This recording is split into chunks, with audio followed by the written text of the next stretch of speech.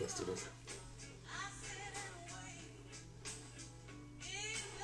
You always need something at the top for the cover. Hopefully y'all can hear me. Let me know y'all can hear me when y'all get in here. We're going to be talking about soil today, okay? So whether you're seeing this now on Instagram Live or whether you are seeing this YouTube later, we're talking about soil. Now remember, when you come in here, you're supposed to let me know if I can see, if you can hear me. If you can hear me, put something in the bottom, put some hearts down, do something. We're going to be talking about soil. We're going to be packaging up some soil for the people, okay? We got one person, Cindy Walsh, who says they can hear me. We're going to be talking about soil. Soil or dirt is this beautiful thing. It's a growing medium that I love to use when it comes to growing my plants, right?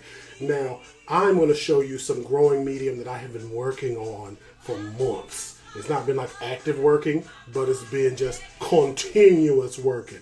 Hey, Floral Factory Indoor Garden Supply. So, I'm trying to walk as y'all come in here, wave at y'all as y'all come in here. Again, I love that y'all are here. Ask me your questions, and I'm going to be showing you what I got down here. Okay, soil, again, is a beautiful thing, and it can mean so many different things. So let's talk about it. This, got some more light on in here. It looks so much brighter off the camera. This here is a beautiful mix of all types of stuff. Now, it is me recycling the soils that I have had in my past, right? These soils have been peat and cocoa coir. These have been soils I've gotten from plants that I bought or were given to me, gifted to me or whatever. The plant went to grow up with Jesus, right? And I bring it back to life using one of these numbers. Let me show you how this looks. Y'all see that? Y'all see that sexiness right there? Y'all see that? That good life right there? And when I bring this back to life, what am I doing? I am literally replenishing it with life. Soil should be living. Like, let me see if I can find it. There's more than one in here. There's like little insects. I know there's microbial activity because I've used some bokashi and kinkashi. But there's also earthworms in here because I had a couple of failed vermicomposting, and I guess the eggs survived. And when I put them in my recycling bin for soil, now they're not going to come out because they're being real nervous. Here we go. Wait, I just saw it. Did I drop it? Here we go. There's an earthworm in here. Y'all probably can't see it. There was several. There we go. There's earthworms in here.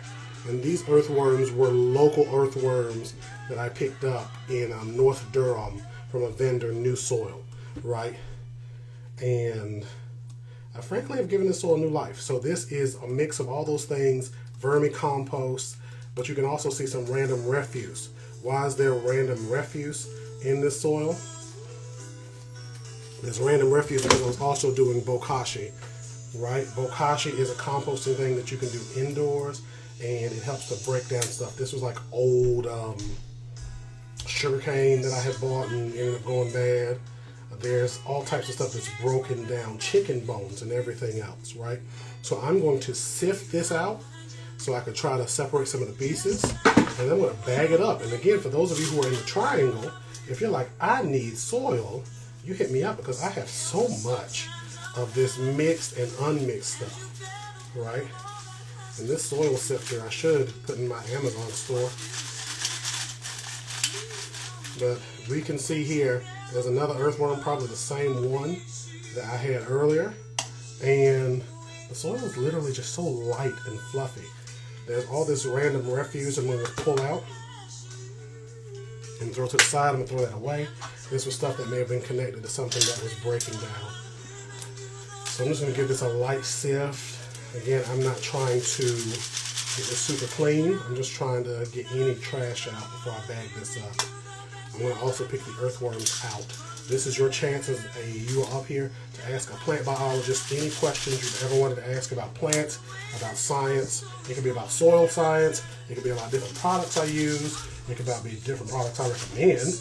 It could be about the alkaline diet.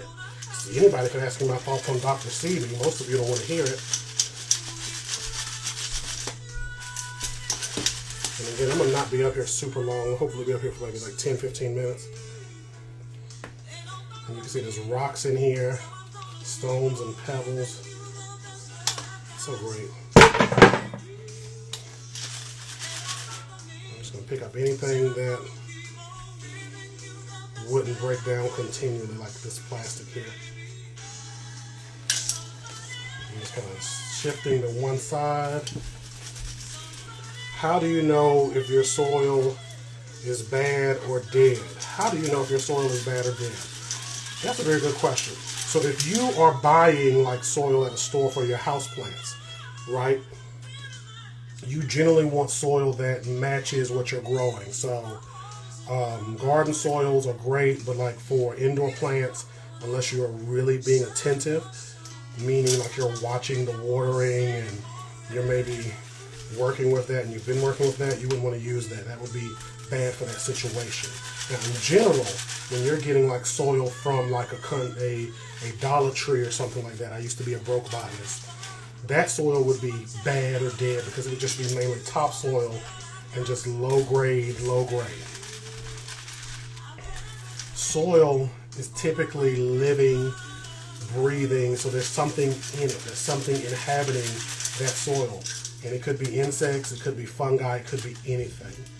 The other way you could easily check in like a scientific and not kind of like a holistic approach, but a scientific way, a deeper scientific way, is getting a soil test, which you could get from your cooperative extension office. A lot of your favorites will tell y'all to go and get a soil test from some laboratory that you pay however much money to, but your own cooperative extension office in the county that you inhabit, if you're in these United States, will do it sometimes for free. And you can literally follow the instructions of that soil test. And they will tell you like what nutrients are in it and like what you need to add to it to make it better or to improve it. Okay. And we're doing this real quick. I hope that answers your questions. I'm trying to get through this before my music goes out because I used to be on lives for just weeks. It felt like I'd be up here for an hour or so trying to talk to y'all, make sure I was available. And I was like, I'm not going to do that anymore. So I hope that answers your question. You can tell if your soil is living, and even if it's good, by just growing plants in it. If your plants grow for the most part, you're going to have a good benefit. If you are having trouble keeping any plant alive in that soil, then it's probably a soil problem. So I did a light sift of this. And I'm going to be just picking stuff out as I go because that's how I compost. He says knocking things over. And I'm going to fill up my soil with my bags rather with some soil. Why am I bagging up soil? There are people who are going to prayerfully not need this, but I'm fearful of what people will need in the upcoming year based on the election results. So I want to have soil bagged to be able to give to people so they can grow their own gardens, at least get started. I still have to use that Dollar Tree dust. I mix it with leaves, a little cup of better potting soil, and yard dirt. I just started compost heap, so hopefully that will help. Okay, I had a hard time with the bugs, whiteflies in New Orleans. You can get a pesticide. There'll be different pesticides you can get for whiteflies. I was supposed to be checking this for earthworms because I don't want to bag up my earthworms and give them away. And I dropped that right on the floor. Okay, didn't know what bugs were okay or not. If the bug is not negatively impacting your plants and it's just pissing you off, then it is a good bug. So even cockroaches are not negative. They just piss us off because it's like, why is this roach here? So earthworm. Let's just move you over. I'm just going to do this bit by bit so I can try to go through and see what I have in here. And for those of you who are still using like that Dollar Tree dust, like that person said, you can add some leaf litter, you can add some compost. You can go to your Home Depot or your Lowe's, especially in the off seasons, when the winters, right? And you can get you some compost, some black cow manure, and you can mix that in probably it's hard for me to give y'all actual ratios because I just go off a tactile feeling based on the soil. But you would be able to do maybe like a 10% solution or a 10% ratio. So like a little bit of compost to that Dollar Tree dust.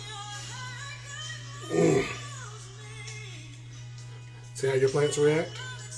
Make sure I'm answering all your questions.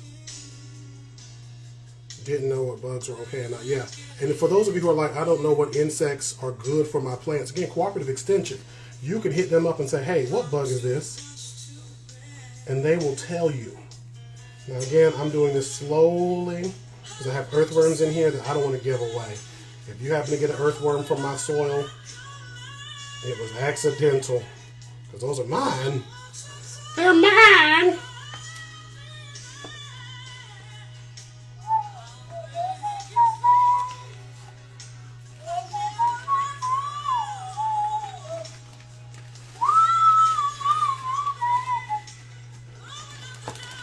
Okay. And again, I'm bagging the soil up because I feel like there's going to be people who are going to need to grow plants to survive, who are going to want to grow their own gardens. I fear another pandemic. I fear another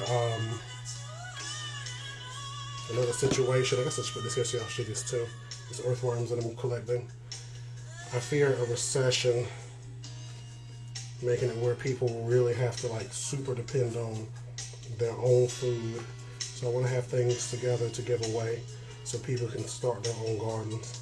And soil, especially like this, is so easy to do. If you happen to get some earthworms in your soil and give it back, that's mine actually. It is. Happy Sunday. Is it possible to clean soil in a planter pot that has mold or fungus? Now, as you're talking that the soil has mold or fungus, or that the pot has mold or fungus? My first thing is, it depends on what type of mold or fungus is in your soil. Because not all mold and fungus is like negative. There are some molds, some fungi that are beneficial to your plants. I can't remember genuses right now, but there are some that are actually beneficial to your plants even though they look bad. There are some molds, mold and fungi, all that mold mildew is the same thing. There's some of that that's actually good and beneficial for your plants. If you were like, I had a fungal disease that killed my plants, I had like a phytophthora, a root rot, my roots turned brown and mushy, and I'm trying to get rid of that, then what you can do is take your soil and you can put it into an old Instapot. You can go onto the marketplace is what I would do and find an old electric pressure cooker Instapot situation and try to cook it until about, I think, 300 degrees. You're making almost like a little autoclave within your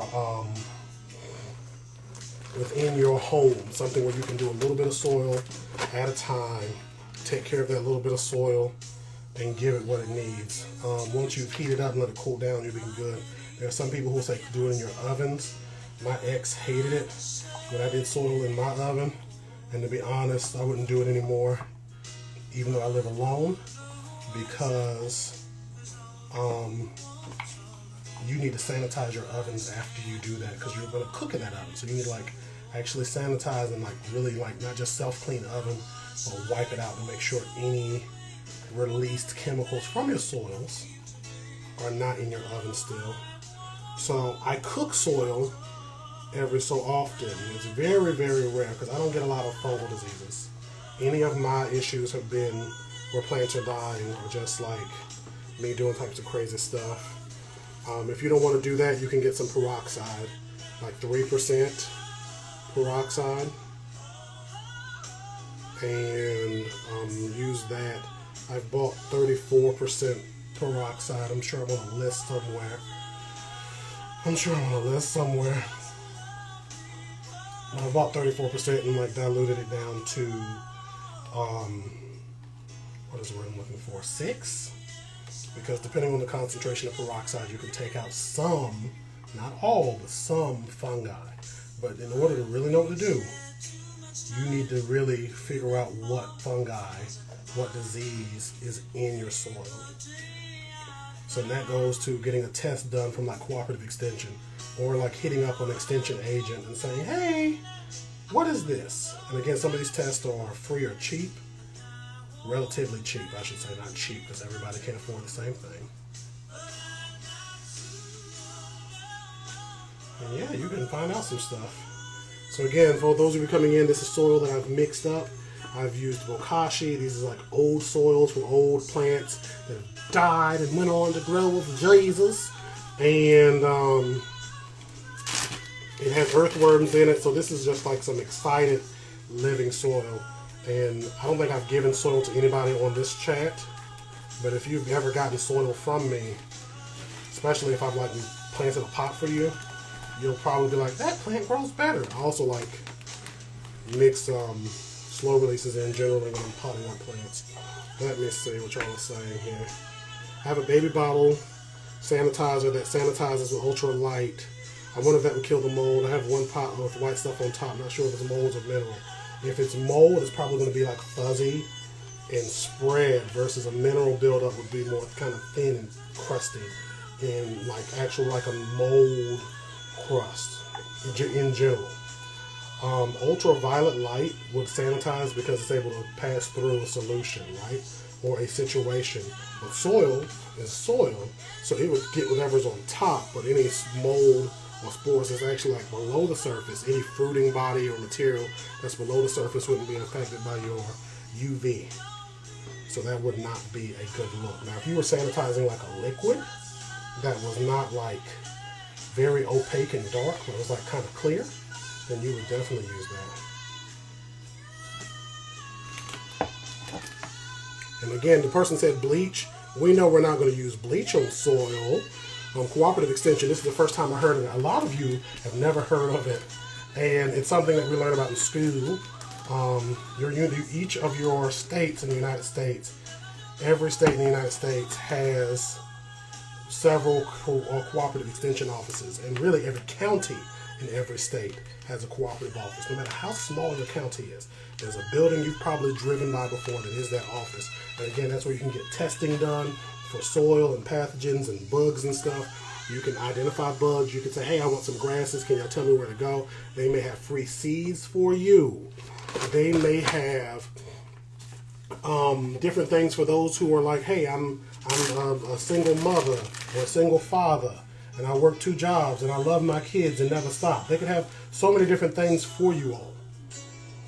Every area has state officials whose job is to tell and help the public with their land. They will email you with your email with you personally, and even come out to your house with infestations or damaged trees. Exactly, Will-o'-the-Wisp. You can call them out. Now, I'm friends with cooperative extension agents. Like, I got friends in high places. So I do a little different. My life is a little different than the rest of y'all's. But it is a nice thing to be able to do. So look up cooperative extension within whatever county you're in the United States. Hey, great. Hey, Solarium. But the extension agents also have websites you can check too. They do. You can become a master gardener for some of you. And I know I talked bad about master gardeners recently, but that's mainly because the flower ones sometimes treat me like I am the most ignorant person in the world. They'll ask me all sorts of questions, like I've never gotten a plant biology degree before. Ooh, we're almost done. Bleach to sanitize the oven. Don't even use that bleach for the oven, because you don't want to like volatilize chemical chlorine gas in your air. Just like wipe the oven out and go from there. I don't even think you can use bleach on metal, to be honest. At least you're not supposed to in some cases.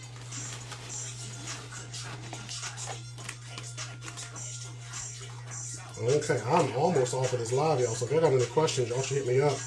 There are agents. They are called the agents, and they're down to earth and friendly. I think they're coming out. They're like coming out and chatting. They talk to me all day, trying to convince me to kill a dying tree instead of saving it. Sometimes they will try to give you that, you know, hey, this plant is dying. Let's just give up on it, especially if a tree. Because a tree sometimes can be like, oh, it looks good for 3 years, but it's really been just dying and just having its final hurrah. And those of you coming in late, this is soil. It has like earthworms and stuff in it. And I'm bagging it up to give away to people. So when people are like, hey, I need some soil, I'm going to start some plants. I'll be able to be like, here you go, and then give them seeds, because I have a bunch of seeds here. I haven't, just wondering if using with the soil, you could. Look at that Bowser boy. We are here for it. I still have a dying tree though. I could get it.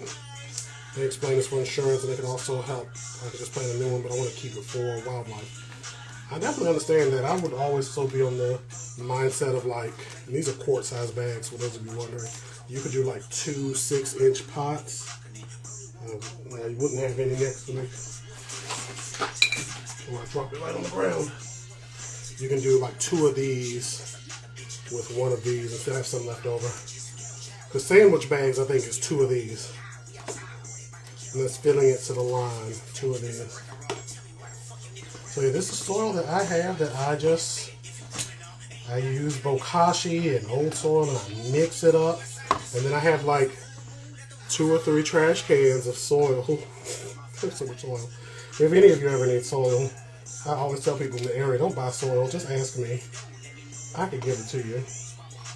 And again, I'm just kind of doing it like this and sifting it because I want to make sure I don't give anybody any of my good earthworms that are in here. Because some people, they've gotten plants from me. And then they'll be like, oh my God, it had earthworms in it. I'm so happy. And I have to pretend to be happy for them. But really, I just want to break into their house and steal my earthworms back. And then knock some stuff over to make it look like I just didn't come in there for the earthworms. Because that would be crazy, right?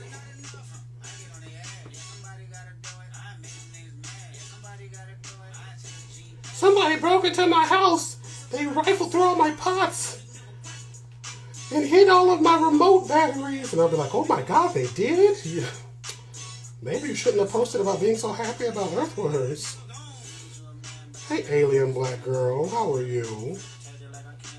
I feel like me and you hit me up for a collaboration a while back, and I said I would hit you up, and I never did. If that's the case, please let me know. Did I give you my number? Text me. What am I doing? This is soil that I have been giving life to. It has earthworms in it. These are the earthworms that I've collected from this soil. It has bokashi, so the microbes are lit, and I'm bagging this soil up to give away to people. So like, if anybody in the area is like, hey Derek, I need some soil, I'll give the soil. I love the possessiveness of the earthworm, so much giving and then just waiting to give that work back. That's literally my hands off. We love it. Yeah, the possessiveness of the earthworms is to get the amount of earthworms I got and then killed. Because I don't believe in just doing stuff like people say. I try to literally experiment and learn and deep dive it myself.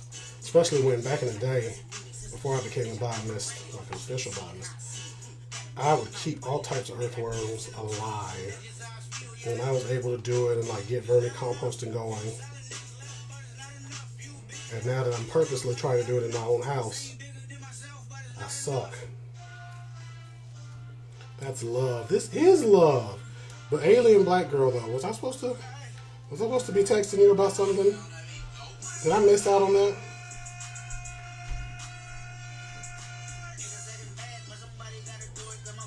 This is a chicken bone. Again, compost, soil, and these soils again are like cocoa coir, the crushed up coconuts, the peat mosses, perlite, vermiculite, all types of stuff are in here. I want to compost with worms. My sister does, but I got depression and chronic pain, so I'm scared I'll neglect them. Like a pet commitment, I'm worried about caring for them. So here's the thing, right? If you were to get, there are actually like vermicomposting, like, I don't even want to say kits, but like kits that you could get that lets you literally put them together, give them enough food to go on about their way, and leave them alone. And to be honest, you really just need to check on them like maybe monthly, if that, when you first set them up. Like, you don't really need to give them a lot, as long as they're in that good like worm bin that the people typically get off of the internets. Because especially once you start feeding them, it takes them a month maybe to really make a dent, depending on how many you have and the temperature of the space. And it takes about 6 months for them to double their population. So that's what I remember reading on the internet when I was looking at beach to the worms. Okay, this is the last song. Once Stevie goes off, that's it. I'm going to be off of here.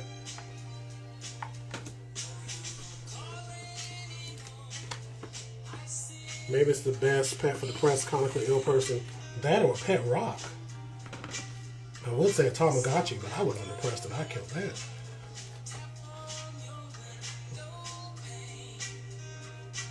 Although I feel like if you get a Tamagotchi and you're grown now, you just reset it. And those of you who are like, what is he doing? This is soil.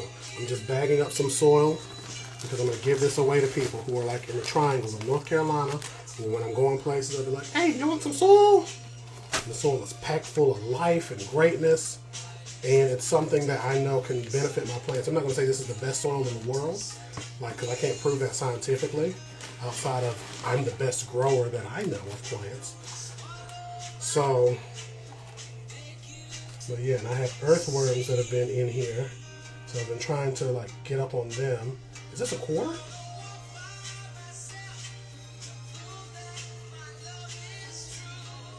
Oh, this is, look at me finding money. Soil gives you money. Last questions before Stevie goes off. I'm going to get off of here. I don't stay up here as long as I used to.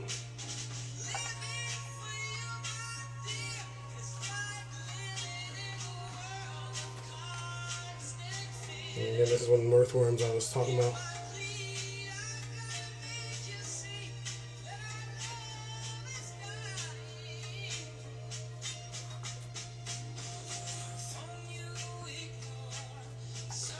Yours didn't give that quarter to him. That's yours. That quarter is mine. The quarter and the earthworms.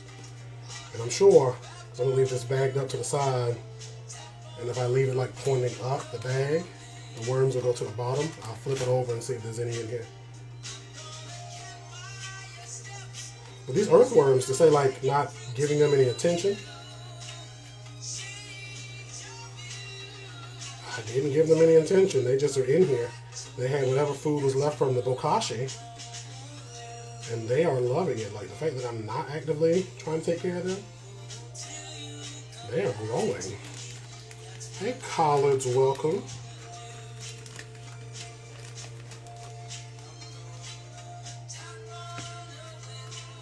Okay, this is plastic and metal. Okay, so those of you who have been up here this long, I appreciate you for staying. Y'all have a good day. Keep growing plants. Remember, if you're in the Raleigh area, really the Durham area, hit me up and I will let you, I can give you some soil because I have so much more where this came from. I've already done like 5 bags. I'm just going to do it until this bin is empty. And then I'll probably do some more in like 3 or 4 months. Last question, how often do you have to put veggie scraps in for your worms to stay alive? Once they eat it. That's really it. Like once you're like, these are gone, then you put them in. That could be a month or 2. But depending on like how active they are and like how many you have like actively in the bin, it could be a month or 2 or it could be a couple of weeks. They could be very voracious babies. So with that, that was the last question. Y'all have a great day. Keep growing. And remember, don't give people earthworms unless you plan to. Because if you get sold from me and I find that you have one of my earthworms, I'm coming after you.